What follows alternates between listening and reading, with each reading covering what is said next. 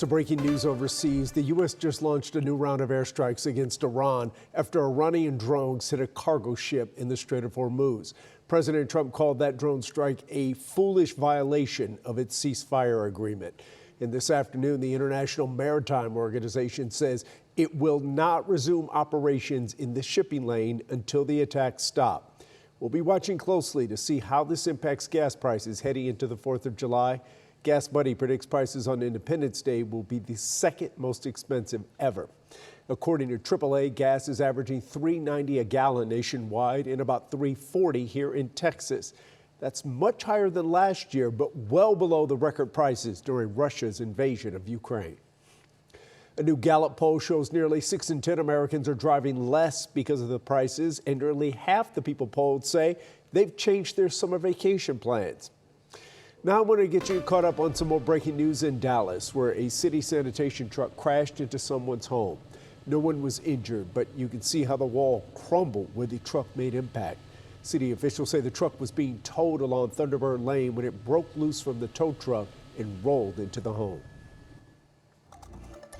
New this afternoon, we're coming to the end of the first week of the Johnson County Sheriff's trial, a case that centers on allegations of sexual harassment and abuse of office.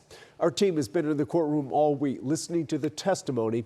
Scoop Jefferson shows us where things stand and what's next for the sheriff. All week, we have heard from some of the people who have worked with Sheriff Adam King over the years as he fights serious allegations centered around sexual harassment and retaliating against an employee for allegedly blowing the whistle on him. Today in court, I also learned that several outside agencies, including the Tarrant County Sheriff's Office, they were asked to investigate the complaints but declined, the case eventually going to the Texas Rangers. Sheriff King, his wife, and daughter were among the first to arrive at the courthouse Friday morning. King is charged with 2 felony counts of retaliation involving witnesses. Prosecutors also allege the sheriff repeatedly made unwanted sexual comments and advances towards female employees and threatened workers who reported the alleged conduct. Throughout the week, jurors heard from current and former employees called by the state. Sheriff King has repeatedly denied the allegations and told me he is confident he will be cleared.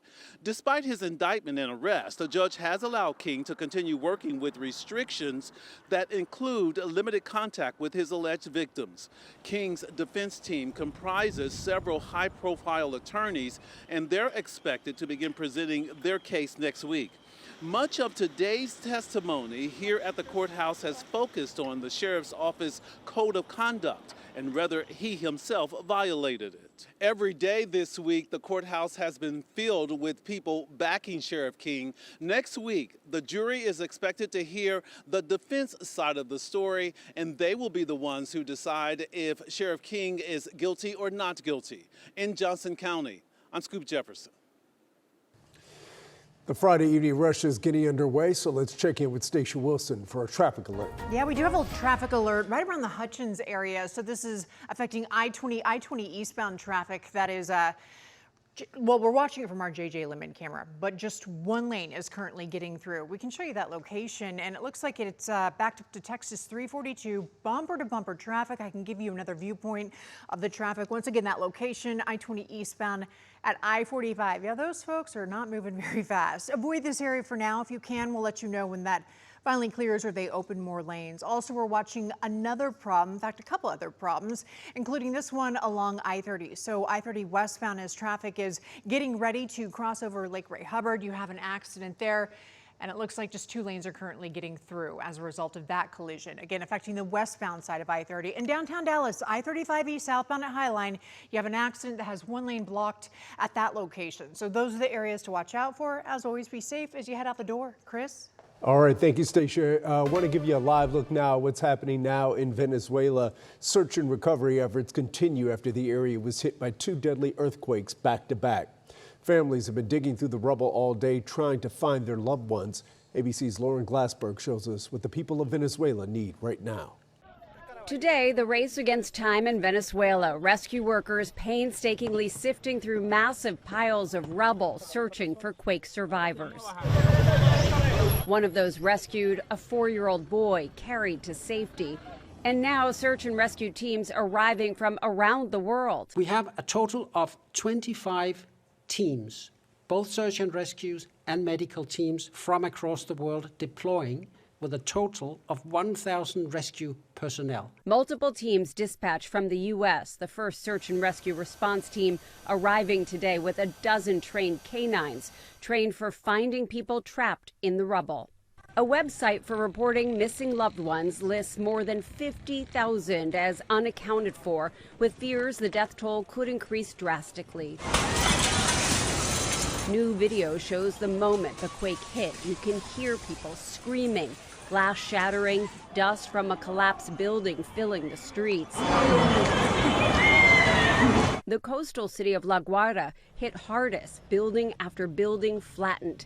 This woman, who says she has multiple family members trapped under the rubble, begging for more help from the government. Saying human strength is not enough. They need heavy equipment to help them with the search. And here at home, workers in Florida gathering supplies to aid those displaced. They're in a state of shock. Some people have lost everything. The main airport in Caracas suffered catastrophic damage in the quake, complicating search and rescue and aid delivery efforts. Lauren Glassberg, ABC News, New York. Several Texans across the state are stepping in to help this afternoon. And here at home, a local nonprofit called Hope for Venezuela is hoping to fill urgent needs, and they need your help as well. They made thousands of meals and say there's still more to do. Right now, they're asking for volunteers or people just to help gather things like food, water, and first aid. We posted more information and ways to give back on our website, WFAA.com. Now to an update on an unusual sight in downtown Dallas. Firefighters converged on the Sheraton Hotel parking garage after several reports of heavy smoke. Dallas Fire Rescue tells us a vehicle caught fire and activated the sprinkler system. Crews were able to contain the fire and no one was injured, but investigators are still trying to determine why it caught fire. This afternoon, the Fort Worth Animal Care and Control is urgently calling on its community. They need help to alleviate overcrowding. Both shelter locations are exceeding capacity right now, and the Silcox Animal Campus is at 253% capacity for cats alone. The situation is nearly as dire for dogs. It's at 137% capacity with 321 available kennels and 442 dogs. The need is also impacting the city of Dallas as well. This week, Dallas Animal Services brought adoptable pets into a council meeting to highlight some of the overcrowding at their center. They've been dealing with this issue for some time. If you would like to help foster or adopt, you can find details right now at WFAA.com. The State Board of Education just approved new reading lists for public schools that include stories and verses from the Bible. Under the new curriculum, students will be required to read passages from the Bible as early as 4th grade. It'll take effect in the 2030 school year and impact more than 5 million students statewide. Supporters say the Bible verses will add important historical context, while opponents say it prioritizes a single religious view. The new reading lists are the latest effort to include religion in the classroom. 2 years ago, the state approved an optional Bible-infused curriculum called Bluebonnet. But the board is now facing an $8 million bill to fix thousands of errors in those learning materials. The state will have to use taxpayer money to pay for the corrections.